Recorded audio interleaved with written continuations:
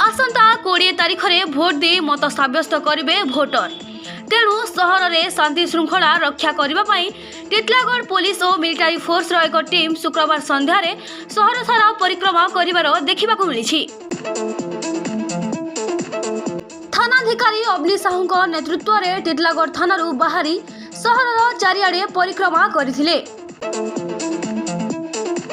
गुरुवार राति रे निर्वाचन हिंसा देखा मिलता। पुलिस पक्षरु एही फ्लैग मार्च करने द्वारा लोकों मनोबल दृढ़ निश्चित हेब। शांतिर सहित भोट परिचालन पाई ये एक वार्ता कहले अत्युक्ति हेब नाही। टिटलागढ़ संजय कुमार नायकों रिपोर्ट कौशल प्रवाह।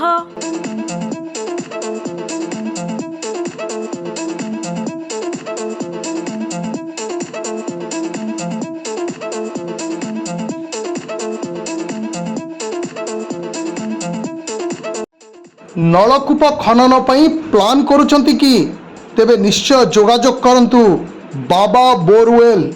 Mobile number 9938110888 94391470028।